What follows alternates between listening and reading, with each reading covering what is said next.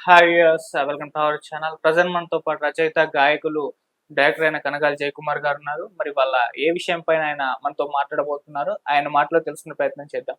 నమస్కారం సార్. ఇవాళ ఒక అద్భుతమైనటువంటి సినిమా గురించి మనం చెప్పుకోవాలి. Okay sir. 1973 ఆ ప్రాంతంలో హ్మ్. ఒక అద్భుతమైనటువంటి సినిమా రిలీజ్ అయింది. ఏంటి సార్ అది? అది హ్మ్. చాలా చోట్ల సంవత్సరం ఆడింది. సంవత్సరం. అది 'తాత మనవడి' సినిమా. తాతామన్. దర్శకరత్న హ్మ్. దాసనారాయణరావు గారు 'తాత మనవడి' సినిమా. హ్మ్.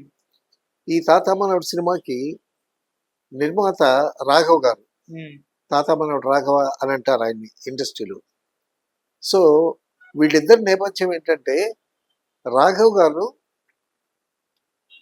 అక్కడ బాంబేలో నార్త్‌లో సినిమా ఫీల్డ్‌లో లైట్ బాయ్‌గా పనిచేసి, అసిస్టెంట్ డైరెక్టర్‌గా పనిచేసి, హ్మ్. తర్వాత ఫైటర్‌గా పనిచేసి, సో సినిమా ఫీల్డ్‌కి సంబంధించినటువంటి అన్ని శాఖల్లోనూ కష్టపడి పనిచేశాడాయన. పనిచేసిన తర్వాత మద్రాస్ వచ్చాడాయన. మద్రాస్ వచ్చి ఏకాంబరేశ్వరరావు గారని ఒక పార్ట్నర్‌తో కలిసి సినిమాలు చేశాడాయన. అయితే అలాగే దాసనారాయణరావు గారి నేపథ్యం ఏంటంటే, హ్మ్. ఆయన చిన్నప్పుడు ఆయనది పాలకొల్లు నేటివ్. పాలకొల్లులో ఆయన చిన్నప్పుడు చదువుకునేటప్పుడు 7th క్లాస్ ఏదో ఉండేటప్పుడు వాళ్ళ ఫాదరు నిన్ను చదివించలేనురా అని చదువు మానిపించేశాడంట. చదువు మానిపించేసి వడ్రంగ పనిలో పెట్టాడంట. హ్మ్. వడ్రంగ పనిలో పెడితే అప్పుడు టీచరు ఆ దారిన పోతూ ఏంట్రా ఇక్కడ ఉన్నావు అని అంటే, మా నాన్న నన్ను చదివించలేను అన్నాడండి, అందుకోసం వడ్రంగ పనిలో పెట్టాడు అంటే, ఆ పనిలో పెడితే రోజుకి ఇంత అని ఇస్తారు అబ్బాయికి. ఓకే. అనేసరికి అప్పుడు ఆ టీచరు అదేంటి ఎలాగ చదువుకుపోవటం అంటే అది ఇది అని చెప్పి ఆ కుర్రాడు చదువుకునేటటువంటి బాధ్యత తను తీసుకొని, తర్వాత క్లాస్కి తీసుకెళ్ళి క్లాసులో కూర్చోబెట్టి, ఒరే వీడు చదువుకోలేకపోతున్నాడా, ఆర్థికంగా ఇబ్బందులు ఉన్నదంటే ఆ స్టూడెంట్స్ తలా కాస్త వేసి ఆయనకి కంట్రిబ్యూట్ చేశారంట. అటువంటి పరిస్థితుల నుంచి వచ్చినటువంటి దాసనారాయణ గారు ఆయన హైదరాబాద్లో ఏదో చిన్న ఉద్యోగం, కాస్త పెద్ద చిన్న ఉద్యోగం సంపాదించి నాటకాలు ఆడుతుండేవాడు. ఈ నాటకాలు ఆడుతూ ఆ నాటకాల్లో మంచి పేరు సంపాదించాడు. నటుడుగా, దర్శకుడుగా, రచయితగా అలా పేరు సంపాదించి ఈ నాటకాల్లో మంచి పేరు వస్తుంది ఈయనకి. రవీంద్ర భారతిలో వాటిలో వీటిలో దాసనారాయణరావు నాటకం వేస్తున్నాడంటే జనంలో వచ్చి చూస్తూ ఉండేవాళ్ళు. అప్పుడు ఎవరో అన్నారంట, ఇప్పుడు నాటకాలు బాగా ఆడుతున్నావు కదా, సినిమాలకి ట్రై చేయొచ్చు కదా అని. అది ఇది అని అంటే అప్పుడు ఆయనకు కూడా ఒక ఆలోచన వచ్చి మెడ్రాస్ వెళ్ళాడు. ఓకే. మెడ్రాస్ వెళితే అక్కడ కమెడియన్గా ఒక క్యారెక్టర్ ఇస్తామని ఆఫర్ చేస్తే వెళ్ళాడు అనమాట. సో అక్కడికి వెళ్ళేసరికి ఆ మెయిన్ కమెడియన్ కాకుండా మెయిన్ కమెడియన్ పక్కన ఒక అసిస్టెంట్ వేషం ఇచ్చారంట. ఇచ్చేసరికి ఇదేంటి, నేను నాటకాల్లో మంచి పేరు ప్రఖ్యాతులు ఉన్నాయి, నాకు మెయిన్ కమెడియన్గా చేద్దామని నేను వస్తే ఇదేంటి కమెడియన్ పక్కన చిన్న వేషం ఇచ్చారు అసిస్టెంట్గా, తిరిగి వెళ్ళిపోదాం అనుకున్నాడంట నారాయణరావు గారు.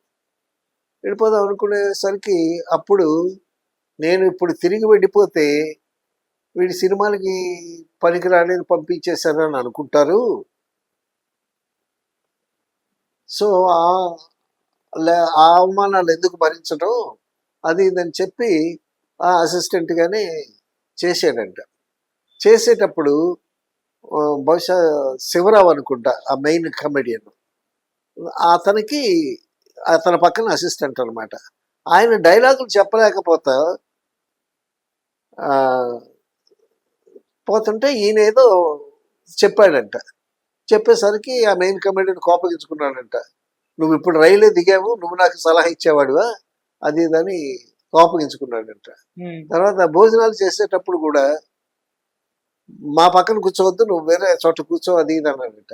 ఈ విధంగా అవమానాలు భరించి మొత్తానికి అసిస్టెంట్గా చిన్న వేషం అయినా సరే డైలాగులు చాలా బాగా చెప్పి నాటకాల్లో మంచి పేరు ప్రఖ్యాతులు సంపాదించాడు. అప్పటికే నాటకాలు రచయితగా ఉన్నాడు. ఆ విధంగా వేషం చిన్నదైనా సరే మంచి పేరు సంపాదించుకున్నాడు. తర్వాత నెమ్మదిగా అసిస్టెంట్ డైరెక్టర్గా చేరాడు. ఓకే. ఇప్పుడు ఇది దాసనారాయణరావు గారి నేపథ్యం అయితే, రాఘవ్ గారు ఏకాంబరేశ్వరరావు అనేటటువంటి ఒక పార్ట్నర్తో కలిసి ఆయన సినిమాలు స్టార్ట్ చేశాడు. అక్కడ అసిస్టెంట్ డైరెక్టర్గా కుదిరాడు. వాళ్ళు జగత్ కిలాడీలు, జగత్ జట్టీలు అలాగా ఒక 2-3 సినిమాలు తీశారు. తీసి ఆ సినిమాలకి ఇతను అసిస్టెంట్ డైరెక్టర్గానే కాకుండా తర్వాత రైటర్గా కూడా పనిచేశాడు. సో ఆ విధంగా రాఘవ్ గారికి దాసనారాయణ గారికి పరిచయం అనమాట. సో ఈ విధంగా జరుగుతూ ఉంటుండగా వాళ్ళు ఒక 3 సినిమాలు తీశారు. జగత్ కంత్రులు, జగత్ జట్టీలు, అలా 3 సినిమాలు చేశారు. చేసిన తర్వాత ఆ పార్ట్నర్ ఏకాంబరేశ్వరరావు అనే ఆయన అంతవరకు వేరే డైరెక్టర్ పెట్టి తీశారు. కేవి నందన్ రావు అని ఒక డైరెక్టర్ ఉండేవాడు. దాసనారాయణరావు గారు గురువు గారు అని చెప్పుకోవాలి. కేవి నందన్ రావు గారి దగ్గర దాసనారాయణరావు గారు అసిస్టెంట్గా చేశారు. సరే వేరే డైరెక్టర్ ఎందుకు, నేనే డైరెక్ట్ చేస్తాను అన్నాడంట ఏకాంబరేశ్వరరావు గారు. అది రాఘవ్ గారికి నచ్చక బయటకు వచ్చేసాడు. వాళ్ళిద్దరూ కలిసి చేసినటువంటి బ్యానర్ పేరు ఫల్గుణ. ఓకే. ఫల్గుణ చిత్ర బ్యానర్ అనమాట. ఆ ఫల్గుణ నుంచి బయటకు వచ్చేసి రాఘవ్ గారు సొంతంగా సినిమా తీద్దామని ప్రయత్నం అనమాట. ఆ ప్రయత్నంలో అప్పటికే రాఘవ్ గారితో దాసనారాయణ గారికి పరిచయం ఏర్పడింది కదా. సో ఏదన్నా మంచి కథ ఉంటే చెప్పబోయాను అన్నాడంట. అంటే చాలా కథలు చెప్పాడంట. ఆయనకి నచ్చలేదంట. నచ్చకపోతే ఆఖరికి ఒక కథ చెప్పాడంట. చెప్తే ఇది ఫ్యామిలీ సెంటిమెంటు బాగుంది, ఈ కథ నువ్వు తయారు చేయి, సినిమా చేద్దాము, నీకు డైరెక్షన్ ఇస్తాను అని చెప్పాడు రాఘవ్ గారు. మొత్తానికి కథ తయారు చేశాడు ఆయన. కథ తయారు చేసి దానికి తాత మనవడు అనేటటువంటి టైటిల్ పెట్టాడు. ఓకే. ఇదే ఫస్ట్ సినిమా దాసనారాయణ గారి ఫస్ట్ సినిమా. Okay sir. అయితే ఈయనకి నాటకాల బ్యాక్గ్రౌండ్, నాటకాల్లో చాలా నిష్ణాతులని చెప్పడానికి ఒక ఉదాహరణ ఏంటంటే, మద్రాసులో వచ్చి కూడా పద్మశ్రీ అని ఒక నాటకం రాశాడు దాసనారాయణ గారు. ఆ పద్మశ్రీ అనే నాటకాన్ని రాజనాల్ గారు టేకప్ చేశారు. సో టేకప్ చేసేటప్పుడు అప్పుడు సిట్టింగ్స్కి నన్ను వీరమాచనేని ప్రసాద్ అని ఒక అతను ఆర్టిస్టు, అందులో నాటకాల పరిచయం ఉన్న వ్యక్తి, నన్నేమో అక్కడికి తీసుకెళ్ళి అప్పుడు నేను పాటల రచయితగా ట్రై చేస్తున్నాను అనమాట. అప్పుడు సందర్భం చెప్పి పాట రాయమన్నారు. సో ఆ విధంగా రాఘవ్ దాసనారాయణ గారిని నేను కలవటం జరిగింది. ఓకే. అప్పట్లో పద్మశ్రీ నాటకం రాశాడు, అది రాజనాల్ గారు ఆడారు ఆ నాటకం. సో ఈ విధంగా నాటకాల్లో బాగా నిష్ణాతుడు దాసనారాయణ గారు. అందువల్ల రచయిత అయినందువల్ల కథ చాలా చక్కగా తయారు చేశాడు. తయారు చేసి అయితే అప్పుడేంటి, ప్రొడ్యూసర్కి డిస్ట్రిబ్యూటర్స్ ఫైనాన్స్ ఇస్తారు. ప్రొడ్యూసర్ కొంత పడతాడు, డిస్ట్రిబ్యూటర్స్ కొంత అమౌంట్ ఇస్తారు. అమౌంట్ ఇచ్చి ఈ 2 అమౌంట్స్ కలిపి సినిమా తీస్తారు. అప్పుడేంటి, వీళ్ళు సినిమా తీసేటటువంటి ప్రక్రియలో వాళ్ళు కూడా చూస్తారు, డైరెక్టర్ ఎవరు, ఆర్టిస్టులు ఎవరు, కథ ఎలా ఉంది అని వాళ్ళకి వినిపించాలి కథ. అప్పుడు రాఘవ్ గారు దాసనారాయణ గారిని తీసుకెళ్ళి ఆ డిస్ట్రిబ్యూటర్కి కథ వినిపించాడు. ఆ డిస్ట్రిబ్యూటర్ కథ వింటా మధ్యలో ఫోన్ మాట్లాడతా చాలా అన్యమనస్కంగా విన్నాడంట కథ. అసలు విషయం ఏంటంటే, వీడు కొత్త డైరెక్టరు, నువ్వు పనికిరావు అని చెప్పాలి. సరే ఆఖరికి నువ్వు పనికిరావు, కొత్త డైరెక్టర్ అని చెప్పడానికి బాగుండదు కనుక కథ నచ్చలేదయ్యా, కథ బాగాలేదయ్యా అన్నాడంట. అనేసరికి అప్పుడు దాసనారాయణ గారు రాఘవ కలిసి వచ్చి, సరిగ్గా వినలేదండి కథ ఆయన, అది ఇది అని చెప్తే, అప్పుడు కథ ఈయనకి బాగా నచ్చింది. కథ బాగా నచ్చబట్టే కదా సినిమా చేద్దాము, నీకు అవకాశం డైరెక్టర్గా ఇస్తానని చెప్పింది. మరొక డిస్ట్రిబ్యూటర్ దగ్గరికి వెళ్ళి వినిపించమన్నాడంట. మరొక డిస్ట్రిబ్యూటర్ దగ్గరికి వెళ్ళి కథ వినిపిస్తే ఆయనకి నచ్చింది. ఆయనకి నచ్చితే అప్పుడు ఆ కథ ఓకే అయింది. దాని మీద ఆ సినిమా చేయటానికి సన్నాహాలు మొదలయ్యారు అనమాట. అప్పట్లో కృష్ణ గారి సినిమాలు, శోభన్ బాబు సినిమాలు, రామారావు గారి సినిమాలు, నాగేశ్వరరావు గారి సినిమాలు అద్భుతంగా వెళుతున్నటువంటి దశకం అది. ఉమ్, అప్పట్లో ఈ కథలో మంచి సెంటిమెంట్ ఉంది, మంచి యూనివర్సల్ సెంటిమెంట్ అని నమ్మకం రాఘవ్ గారికి. ఉమ్, దానికి తాత మనవడు అని టైటిల్ పెట్టారు. ఆ క్యారెక్టర్స్ తాత క్యారెక్టర్కి ఎస్వి రంగారావుని పెట్టారు. ఉమ్, జగత్కిలాడు జగత్ జట్టులు ఆ సినిమాల్లో మెయిన్ క్యారెక్టర్ ఎస్వి రంగారావు గారి. ఉమ్, సో అందుకోసం ఆ ఆ తాత క్యారెక్టర్కి ఆయనే సూట్ అవుతారని ఎస్వి రంగారావు గారిని పెట్టారు. ఓకే. తర్వాత మనవడు క్యారెక్టర్కి శోభన్ బాబుని అడిగారు. శోభన్ బాబుని అడిగితే శోభన్ బాబు గారు ఒక రేట్ చెప్పాడు. ఉమ్, రేట్ చెప్తే అంత నేను ఇవ్వను అని అన్నాడు రాఘవ్ గారు. రాఘవ్ గారు ఏంటంటే చాలా కరెక్ట్ మనిషి. బడ్జెట్ దీనికింత అంతకు మించి పెట్టడానికి వీల్లేదు. అప్పటికే కలర్ సినిమాలు వచ్చేసాయి.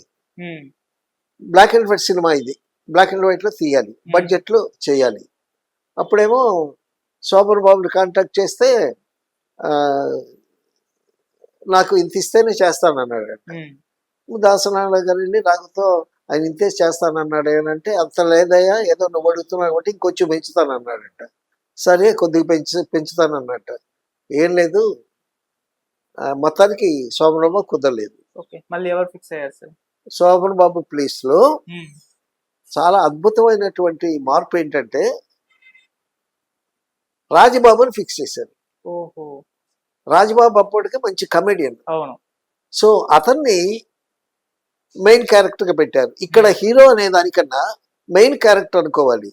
ఎస్వి రంగారావు ఒక మెయిన్ క్యారెక్టరు,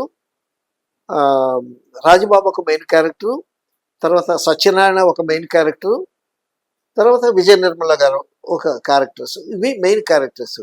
అంటే హీరో అని డ్యూయట్లు అని అవేమి కాకుండా ఒక కథ, ఒక బలమైనటువంటి కథ మీద నమ్మి రాఘవ్ గారు ఆ సినిమా చేయటం జరిగింది. ఉమ్, ఇప్పుడు ఆ కథ అందరికీ తెలిసిన కథే.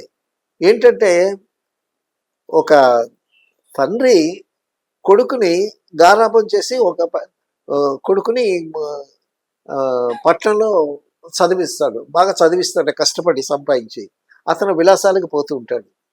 సో విలాసాలకు పోతూ ఆఖరికి తల్లిదండ్రులను లెక్క చేయకుండా వ్యసనాలకు బానిస అయ్యి ఉండేటటువంటి పరిస్థితుల్లో మనవుడు వచ్చి అప్పుడు తండ్రికి జ్ఞానోదయం చేసేటట్టు ప్రవర్తిస్తాడనమాట. ఇది పాయింట్. తాత మనవడు కథ అందరికీ తెలిసిందే. సో మొత్తానికి ఈ కథ తయారు చేశారు. తయారు చేస్తే అందులో సెంటిమెంట్ సీన్స్ అద్భుతంగా యాక్ట్ చేశాడు ఎస్వి రంగారావు. తర్వాత అప్పటి వరకు రాజబాబు కమెడియన్గా చేసేటటువంటి రాజబాబు కామెడీతో పాటు ఒక అద్భుతమైనటువంటి ఒక పర్ఫార్మెన్స్ ఇచ్చాడు. తర్వాత అందులో విజయ నిర్మల్ గారు, తర్వాత సత్యనారాయణ గారు ఒక స్పాయిల్డ్ బాయ్ అనమాట. ఆ స్పాయిల్డ్ బాయ్ క్యారెక్టర్, అతనితో విలాసాల్లో తిరిగేటట్టు ఒక యువతి, ఆ క్యారెక్టర్స్ అన్ని వాటి మధ్య డ్రామా అనమాట. ఓకే. మొత్తానికి ఆ సినిమా ఎట్టగా ఫినిష్ చేశారు. ఫినిష్ చేసిన తర్వాత రిలీజ్ చేశారు ఆ సినిమా. రిలీజ్ చేస్తే రామారావు గారి సినిమాలు, నాగేశ్వరరావు గారి సినిమాలు, కృష్ణ సినిమాలు, చిరంజీవి సినిమాలు, వీటి మధ్యన రిలీజ్ అయింది ఆ సినిమా. రిలీజ్ అయ్యి హీరో లేకుండా, డ్యూయట్ లేకుండా, మసాలా లేకుండా 1 year ఆడింది ఆ సినిమా. 1 year ఆడింది. ఒక్క సెంటర్లో కాదు, చాలా సెంటర్స్లో. ఎవరి దాసనారాయణ అని. సో ప్రేక్షకులు, సినిమా ఫీల్డ్ ఒక్కసారి బిత్తరపోయారు. ఓకే.